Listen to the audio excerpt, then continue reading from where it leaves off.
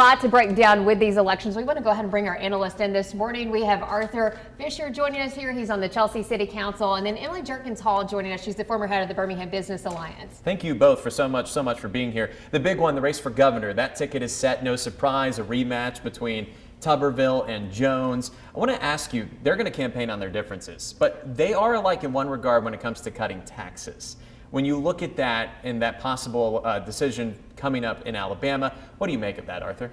Well, tax cuts, they create a more budget-friendly environment, and they also can encourage some investment. But for local government, they depend on that funding just to support and maintain roads or any type of service that a city may provide. So really just trying to understand what the community needs and being able to find that right balance is really important. So we have to make some work happen. Absolutely. I think, as Arthur mentioned, balancing the fiscal realities of governing at the local level while also creating a competitive business climate.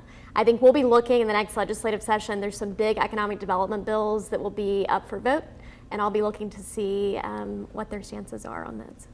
One of the big races yesterday, the race for U.S. Senate, the race to replace Senator Tommy Tuberville there. We look on the Republican side, heading towards this runoff, two very different candidates. Jared Hudson, of course, looking like he is heading towards that runoff, not officially called yet. A political newcomer, former U.S. and Navy SEAL. And then we look at Barry Moore, who's been in Congress. Kind of talk to us both. Emily, we'll go ahead and start with you on what it means to be in Washington, having had that experience and being a newcomer.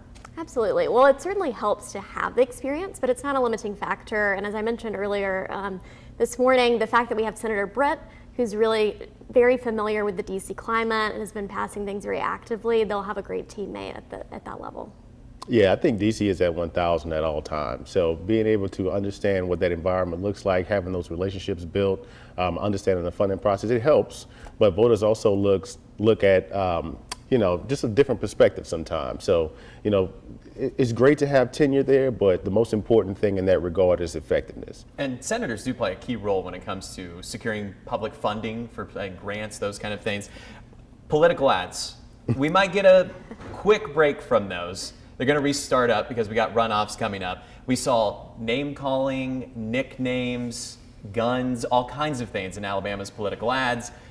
What can viewers expect going forward as we head toward the runoff and then the general election with political ads?